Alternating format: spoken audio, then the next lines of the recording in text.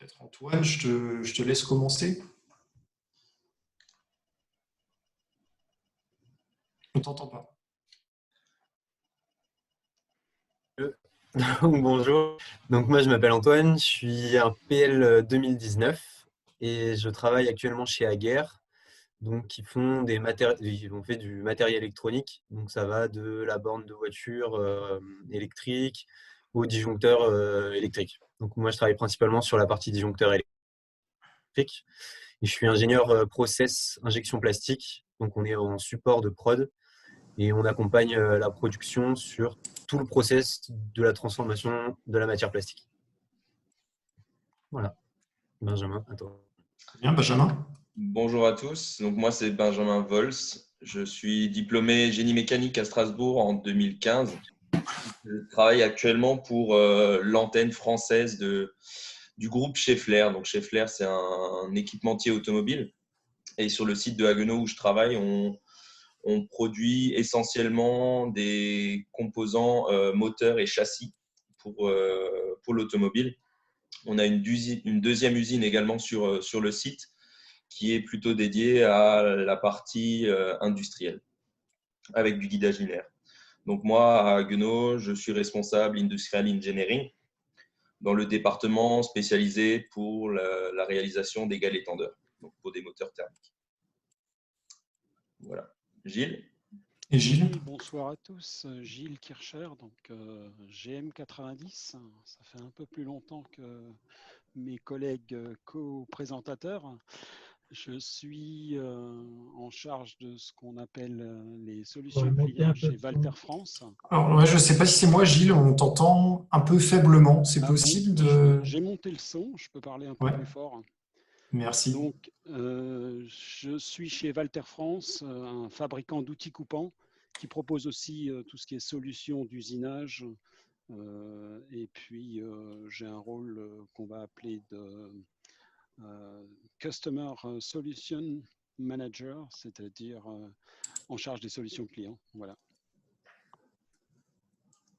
Très bien, merci. Et donc, moi, je suis Steven Laurent, GE 2016, président d'Ari Industrie Bas-Rhin. Je travaille en ce moment chez une filiale allemande de FH Energy System à Kiel et on fait de l'électricité pour des industriels ou sur des gros chantiers. Alors, on va tout de suite passer à la suite. Le sommaire de ce soir, il est bien étoffé, donc je ne vais pas m'attarder dessus. On va le dérouler en sachant qu'à la fin, donc, on a prévu un temps pour que vous puissiez poser vos questions. Donc, mettez-les dans le chat. N'hésitez pas. Avant toute chose, je pense que c'est important quand on parle d'industrie 4.0, ce qui sous-entend donc de quatrième révolution industrielle, c'est bien de rappeler quelles ont été les trois précédentes. Non, ça c'est mes notes, c'est pas sur cet écran-là, voilà. Donc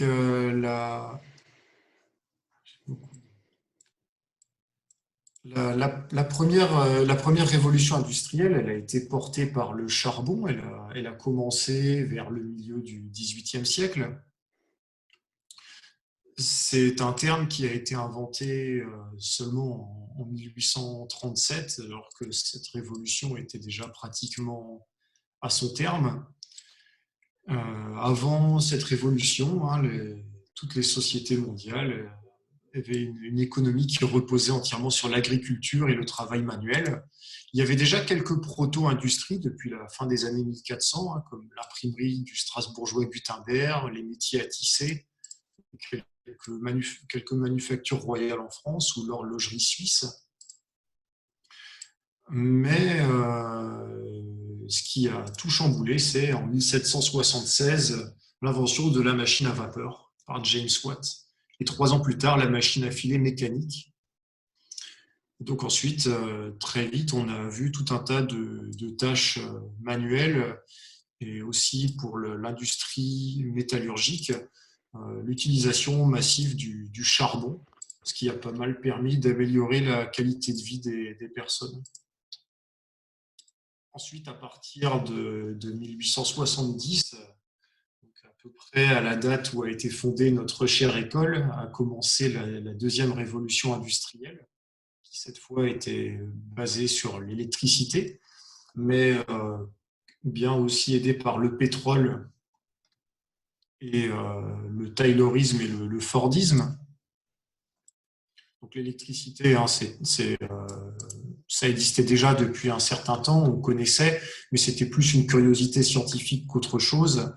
En 1866, on a inventé la dynamo à excitation, ce qui a permis de produire de l'électricité à des quantités raisonnables pour l'employer dans l'industrie. Ensuite, il y a eu en 1880 le monsieur Taylor qui a analysé les gestes des ouvriers pour améliorer les rythmes de travail et les cadences, mieux séquencer les tâches. Et un peu plus tard, en 1908, Henry Ford, qui dans ses usines a poussé encore plus loin ces principes-là et donc créé le travail à la chaîne sur des lignes de montage, la standardisation des pièces et aussi des systèmes d'incitation salariale pour les employés pour atteindre des meilleures performances et devenir eux-mêmes des clients de l'industrie et donc rendre l'industrie abordable pour toute la population. Et enfin, la troisième révolution industrielle, elle a commencé à la fin des années 40 avec l'invention du transistor, mais on a pu vraiment en faire quelque chose que vers la fin des années 60, début des années 70, donc avec la création d'ARPANET, l'ancêtre d'Internet, en 69, qui connectait 4 universités américaines entre elles, et 2 ans plus tard, l'invention du microprocesseur par Intel. Donc, elle a énormément permis d'améliorer les moyens de communication à travers le monde. Le terme d'industrie, de troisième révolution industrielle, pardon, il est très récent. Hein, il a été inventé seulement en 2007 par un économiste et essayiste américain, Jeremy Rifkin. Et réellement, il est devenu populaire lorsqu'il a sorti son livre The Third Industrial Revolution en 2011. Donc, c'est vraiment quelque chose de récent.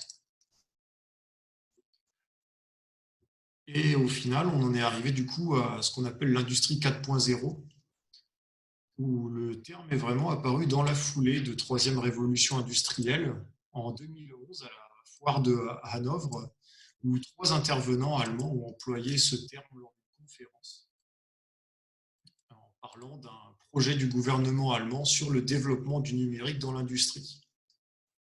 Il y a rapidement eu des groupes de travail sur le sujet un peu partout en Allemagne, mais ça n'a pas quitté le pays avant 2015, où Klaus Schwab, fondateur et président du Forum économique mondial, a publié un article sur l'industrie 4.0 dans le prestigieux journal américain Foreign Affairs. Et l'année suivante, en 2016, le thème du Forum économique mondial, c'était Mastering the Fourth Industrial Revolution, et c'est là que tout est parti.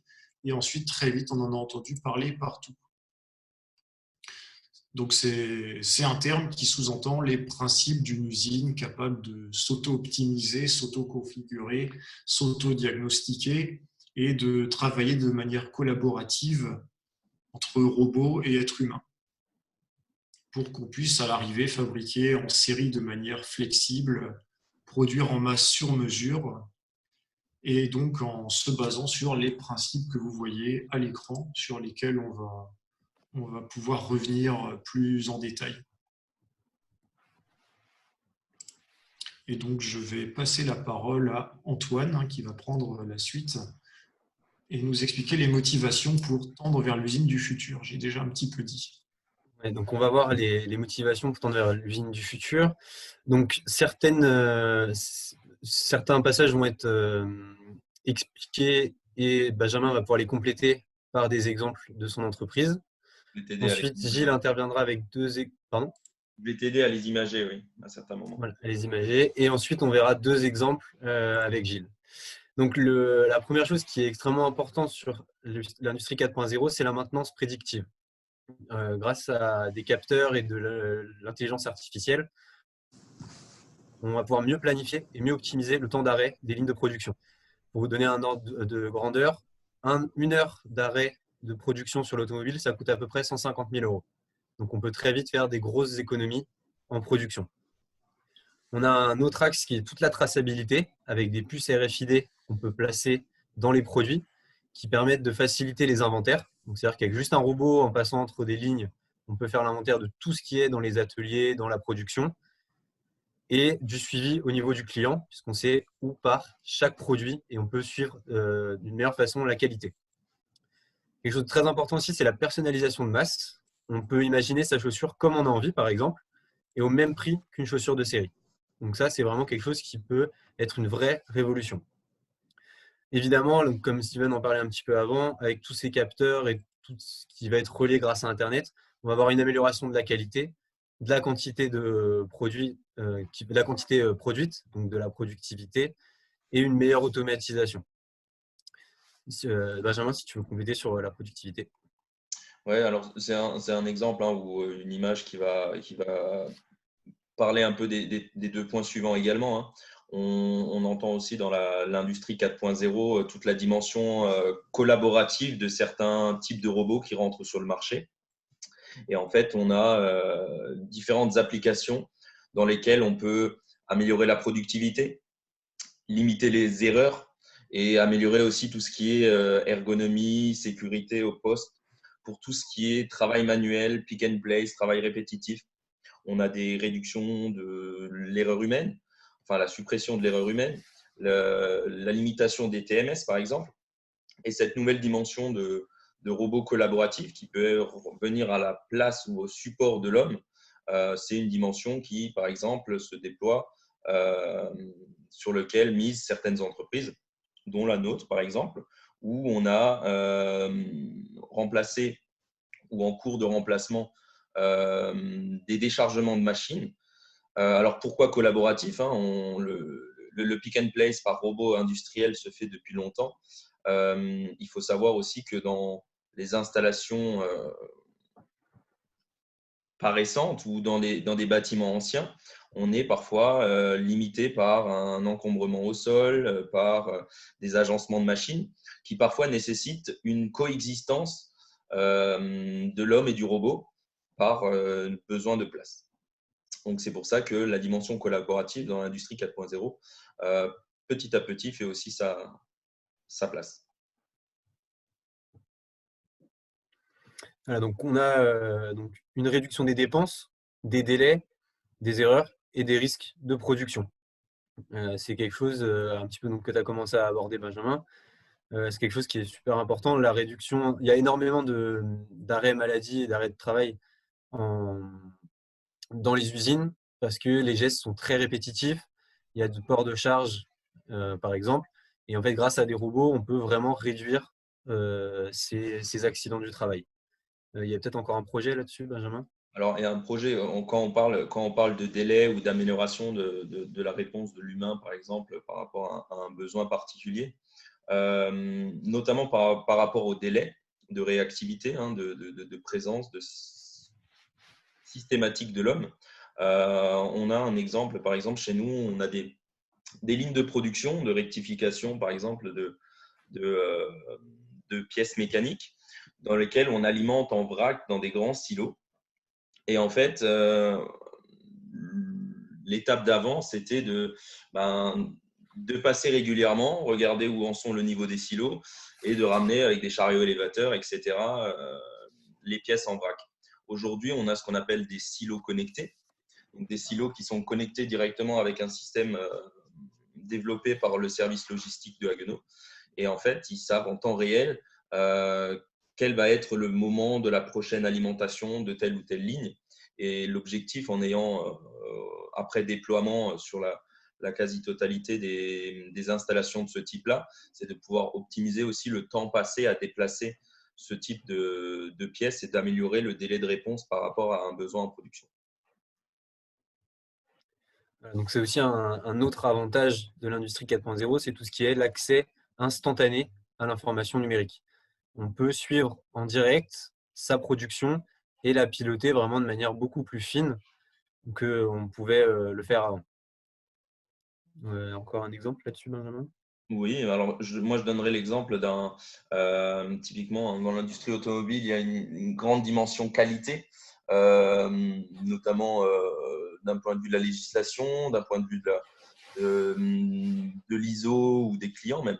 Et du coup, en fait, je donnerais l'exemple de l'enregistrement en temps réel, de l'efficience des machines, c'est une chose, et de deux, de tous les contrôles 100% qui sont réalisés automatiquement sur les machines, ce qui permet de connaître en temps réel l'efficacité et le niveau de qualité produit par la machine, mais aussi de pouvoir traiter à une vitesse folle les besoins de vérification de la capacité d'un processus, de pouvoir vérifier la tenue dans le temps d'une cote, mais également sur le système qu'on a mis en place, d'automatiser ou de rendre simultanée la demande de contrôle et la planification de ce contrôle-là en métrologie, par exemple. Alors, ensuite, on a un point sur la pérennisation de la production en Europe. En effet, bon, ça, tout le monde le sait, les coûts sont plus importants en termes de main-d'œuvre en Europe. Et grâce à cette industrie, grâce à l'optimisation des lignes de production, on peut réduire ces coûts-là et avoir des coûts vraiment compétitifs par rapport à d'autres pays où la main-d'œuvre va être moins chère et en même temps produire des produits qui seront de meilleure qualité. Et enfin, on a un dernier point qui est la réduction de l'impact environnemental des industries. En fait, on peut piloter du coup l'arrêt et la mise en marche des machines de manière beaucoup plus fine, ce qui permet de réduire la consommation d'électricité, par exemple, et la consommation d'eau. Et vu les consommations qu'ont les industries aujourd'hui, on peut très vite faire d'assez grandes économies. Voilà, voilà, c'est un petit peu ce qui motive les industries aujourd'hui à tendre vers cette nouvelle façon de voir l'industrie. Donc maintenant, on va voir, Gilles va nous présenter un petit peu 2 exemples concrets dans son entreprise. Ouais, merci Antoine. Donc on va passer la parole à Gilles qui va nous présenter son entreprise qui travaille beaucoup dans le domaine de l'industrie 4.0.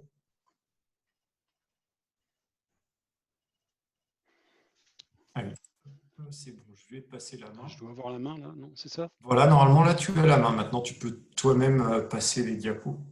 Merci Steven, merci Benjamin et Antoine. Là pour l'introduction, vous m'entendez? Il faut que je parle un Oui. peu plus fort.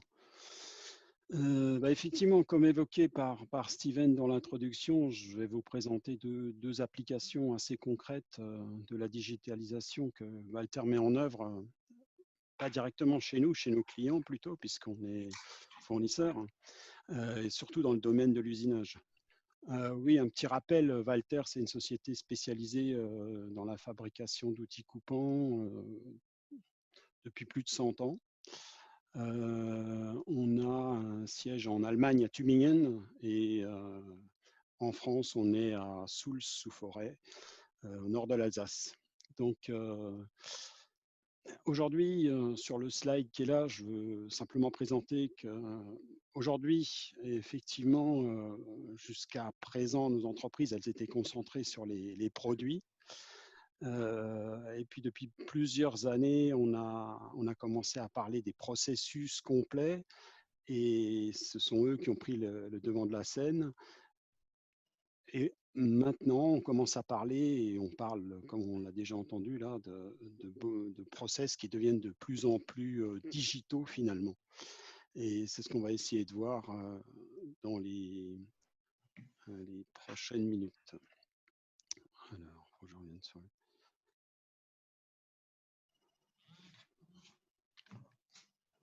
je ne sais pas si j'ai la main pour avancer mon slide là. Tu peux utiliser les flèches normalement pour descendre.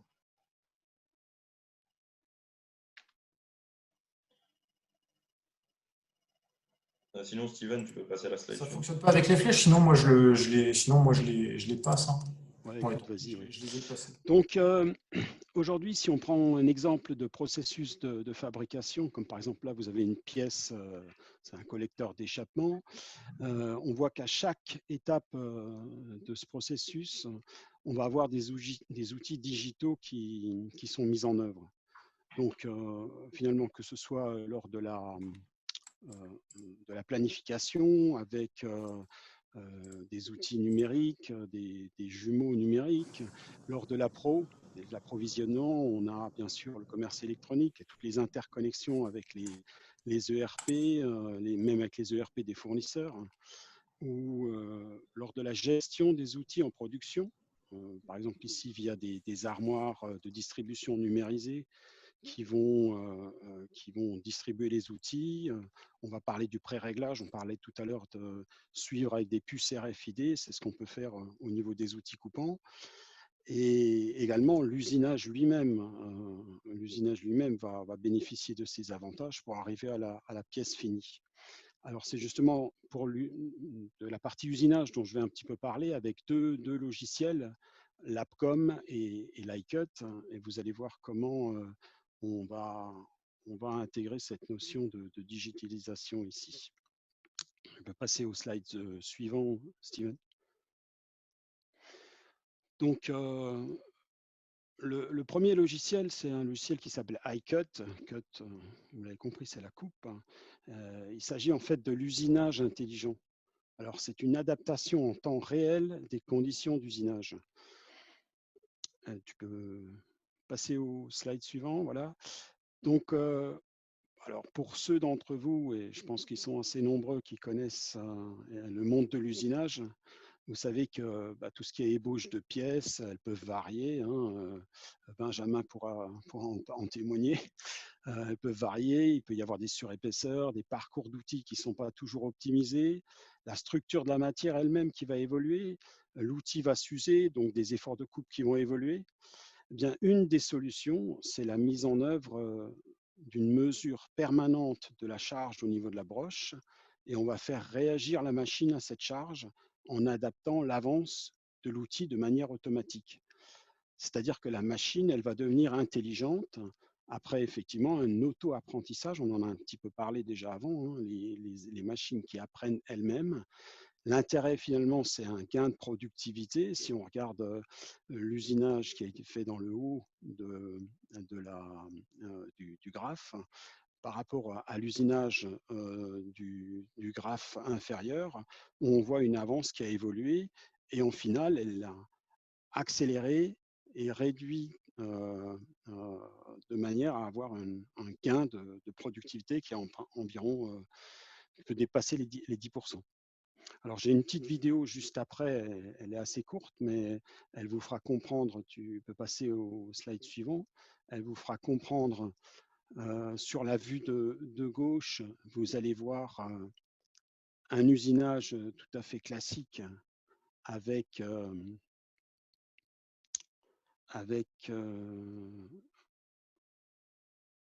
une avance constante. Elle est lancée, tu penses, la vidéo là, Steven? Oui.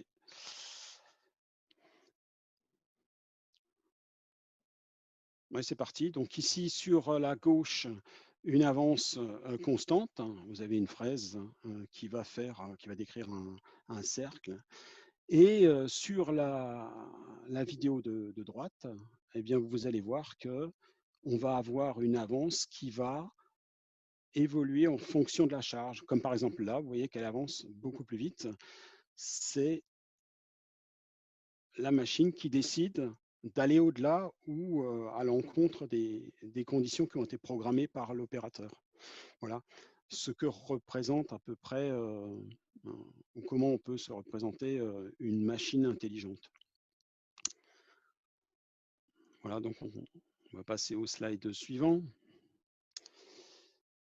qui est voilà, la deuxième solution, elle rejoint un petit peu le sujet qu'a évoqué Benjamin dans le suivi de production. C'est en fait une application qui est un logiciel qui va permettre de visualiser en temps réel toutes les données de production. Mais alors, on va aller jusqu'à pouvoir les envoyer sur un téléphone, une tablette, son PC. Et on voit sur le slide suivant, Steven, qu'aujourd'hui, on a nos équipements de production qui sont capables de fournir des milliers, voire des millions de données. L'objectif, c'est finalement de les collecter, de les analyser et surtout derrière de les mettre en forme parce que ces données, finalement, sans avoir la possibilité de les mettre en forme de manière ordonnée, on ne sait pas où aller précisément améliorer la productivité de l'outil de production. Et un système comme AppCom permet de faire ça. Sur le slide suivant, on voit qu'il s'agit finalement d'un tableau de bord complètement numérisé sur lequel on va suivre instantanément chaque machine de production, voir son état de fonctionnement, comme le précisaient avant Benjamin et Antoine, voir la productivité de la machine, quelles sont les déviations, y a-t-il des alarmes importantes qu'il faut que je sache à l'instant T. Et ensuite, on va encore plus loin, puisqu'on peut voir, Steven, sur le slide suivant, que on a un outil qui nous donne en direct le taux de rendement, enfin le TRS, le temps d'occupation machine, les temps d'arrêt, les pertes de performance, avec une visualisation de tous ces paramètres en fait, qui permettront de prendre les bonnes décisions avec l'ensemble des données instantanées et actuelles. Alors dans le futur, si on passe à la slide suivante, on voit qu'on a aujourd'hui, on sait faire du monitoring, on sait également contrôler.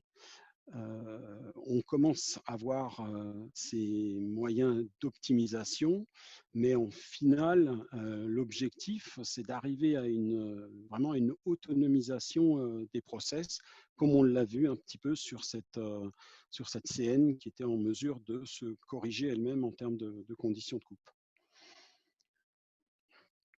Et si on va encore plus loin, on peut imaginer que l'outil coupant qui est lui connecté dans l'ensemble de la chaîne de fabrication, on parlait tout à l'heure de puces RFID, c'est un des moyens très simples de suivre son outil. Et finalement, c'est aboutir à une production interconnectée au niveau mondial qui arrive finalement à être une base d'auto-optimisation de l'ensemble des processus de fabrication. C'est un petit peu la vision que l'on peut avoir de la partie production interconnectée dans le futur. Voilà pour ma partie, du moins cette première partie. Steven, si tu veux. Merci Gilles.